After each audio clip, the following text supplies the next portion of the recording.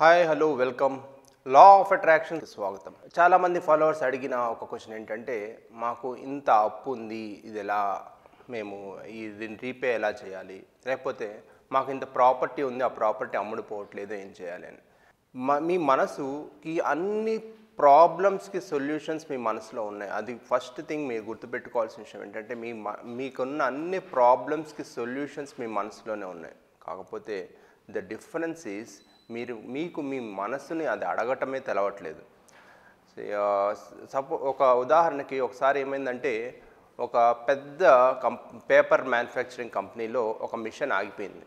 అంత పెద్ద paper manufacturing అంటే న్యూస్ పేపర్ ప్రింటింగ్ అట్లా ఉంటుంది కదా, దాంట్లో అంత పెద్ద మిషన్లో ఎక్కడ ఆగిపోయింది అనేది ఎవరికి తెలియట్లేదు.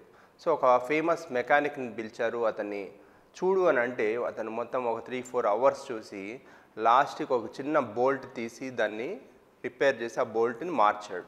సో అప్పటి నుంచి ఆ మిషన్ వర్కౌట్ అవటం స్టార్ట్ చేసింది.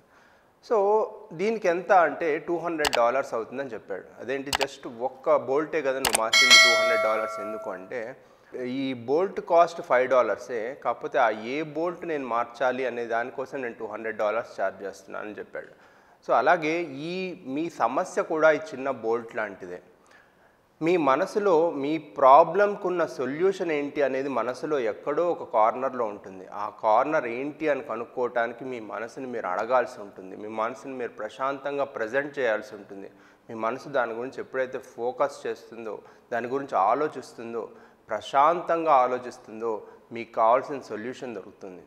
ఒకసారి ఏమైందంటే, ఒక అమ్మాయి తన ప్రాపర్టీని సేల్ చేద్దాం అనుకుంది. ఎన్నో రోజులు ఆ ప్రాపర్టీని సేల్ చేద్దాం అనుకుంది, కానీ అది సేల్ అవ్వట్లేదు. ఏం జరుగుతుంది అంటే, తిను ప్రాపర్టీ ఫర్ సేల్ అని బోర్డు పెట్టింది. కాకపోతే ఈమె ఆలోచనలన్నీ ఎలా ఉన్నాయంటే, ఇప్పుడు మార్కెట్ బాగాలేదు, ఎవరైనా వస్తారా రారా, వచ్చినా ఈ ఇల్లు ఇంత పాతగా ఉంది, నచ్చుతుందా నచ్చదా, ఈ ప్రాపర్టీకి సంబంధించిన ప్రైస్ నేనేమైనా ఎక్కువ చెప్తున్నానేమో, ఇంత ప్రైస్కి ఎవరు కొంటారు, ఇంత ప్రైస్ కొనే కస్టమర్స్ అసలు ఈ ఏరియాలో ఉన్నారా, ఇది కార్నర్గా ఉంది కదా. సో ఎన్ని రకాల నెగిటివ్ స్టేట్మెంట్స్ ఉండాలో అన్ని నెగిటివ్ స్టేట్మెంట్స్ ఆమె రిపీట్ చేస్తుంది. ఇన్ని నెగిటివ్ స్టేట్మెంట్స్ రిపీట్ చేస్తున్నాక ఆమె రిజల్ట్ కూడా అంతే నెగిటివ్గా వస్తుంది. సో ఎన్ని రోజులు మీరు నెగిటివ్గా మీ లైఫ్ని నెగిటివ్ స్టేట్మెంట్స్తో ఫిలప్ చేసుకొని మీ మైండ్ని మీరు పని చేస్తారో, అన్ని రోజులు మీ రిజల్ట్ నెగిటివ్గా కంటిన్యూ అవుతూనే ఉంటుంది. లైఫ్లో ఎలాంటి ఇంప్రూవ్మెంట్ ఉండదు. సో మీరు ఎప్పుడైతే మీ ఊహని, ఈ ప్రాబ్లం లేకపోతే నా లైఫ్ ఎలా ఉంటుంది, ఈ ప్రాబ్లం సాల్వ్ అయిపోతే నా లైఫ్ ఎలా ఉంటుంది, నాకు జాబ్ లేదు, జాబ్ వస్తే నా లైఫ్ ఎలా ఉంటుంది అనే ఊహతోటి మీ మైండ్ ఎప్పుడైతే ఫిలప్ చేస్తారో, ఇది సాల్వ్ కాకపోతే, అవ్వకపోతే, అవుతుందో లేదో అనే మైండ్ సెట్ని మీరు ఫిలప్ చేసినన్ని రోజులు ఆ మైండ్ సెట్లో ఉన్నది అదే కాబట్టి మీ లైఫ్లో అదే వస్తుంది. మీ లైఫ్లో ఎప్పుడైతే ఇది సాల్వ్ అయిపోతే నా లైఫ్ ఎలా ఉంటుంది, ఈ ప్రాపర్టీ అమ్మేస్తే వచ్చిన డబ్బుతో నేను ఏమేమి చేయబోతున్నాను, అసలు ఇది ఆ కస్టమర్ వచ్చి కొంటున్నప్పుడు ఎలాంటి సీన్ ఉంటుంది, అతను రిజిస్ట్రేషన్ ఆఫీస్కి వస్తాడు, డబ్బులు ఇస్తాడు, ఈ డబ్బుని తీసుకెళ్ళి నేను ఏమేమి చేస్తాను, ఈ ఊహతోటి మీరు ఎప్పుడైతే మీ మైండ్ని ఫిలప్ చేస్తారో మెల్లమెల్లగా మీ లైఫ్లో అడుగులన్నీ అటువైపు వెళ్తూ ఉంటాయి.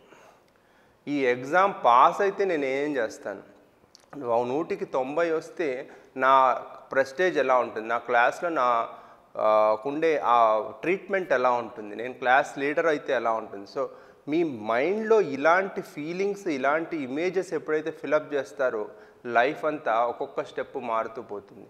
నాకు ఇంత బ్యాంక్ బ్యాలెన్స్ ఉన్నప్పుడు నేను ఏమేమి చేస్తాను, నా లైఫ్ పార్ట్నర్ వచ్చినప్పుడు నా లైఫ్ ఎలా ఉంటుంది. చాలామంది కంప్లైంట్ చేస్తూ ఉంటారు, నా లైఫ్ పార్ట్నర్ నాతో సరిగ్గా లేడు, లేకపోతే లేదు, సరిగ్గా మాట్లాడడు, వాళ్ళ బిహేవియర్ బాగుండదు. అంటే మీరు ఎప్పుడైతే మీ లైఫ్లో బాగాలేడు, బాగా మాట్లాడట్లేదు, ఈ ఇమేజెస్ ఫిలప్ చేశారో అవే ఇమేజెస్ మళ్ళీ రేపు వస్తాయి, మళ్ళీ ఎల్లుండి వస్తాయి. ఇతను మారిపోతే నా లైఫ్ ఎలా ఉంటుంది, లేకపోతే కొత్త లైఫ్ ఎలా ఉంటుంది, నాకు కావాల్సిన నేను ఊహించే నా లైఫ్ పార్ట్నర్ ఎలా ఉంటే బాగుంటుంది, ఏమేమి మాట్లాడతాను, ఆ మాట్లాడిన దానికి నాకు ఏమేమి రెస్పాన్సెస్ వస్తుంటాయి, ఈ హ్యాపీ లైఫ్ ఎంత బాగుంటుంది అనేది మీ మైండ్లో క్రియేట్ చేసుకుంటూ, ఎప్పుడైతే మీ మైండ్లో ఇమాజినేషన్ మారుతుందో లైఫ్ మారుతుంది. ఇమాజినేషన్ మారినప్పుడు లైఫ్ మారదు. సో ఈ ఇమాజినేషన్ ఎలా క్రియేట్ అవుతుంది, మీరు సపోజ్ రోడ్ మీద నడుస్తూ ఉన్నారు, మీకు ఒక అందమైన అమ్మాయి కనిపించింది.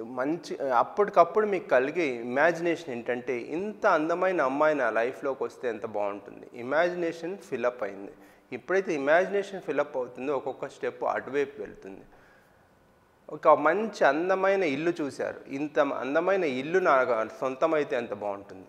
ఒక అందమైన కార్ చూశారు, ఈ కార్ నా లైఫ్లోకి వస్తే ఎంత బాగుంటుంది.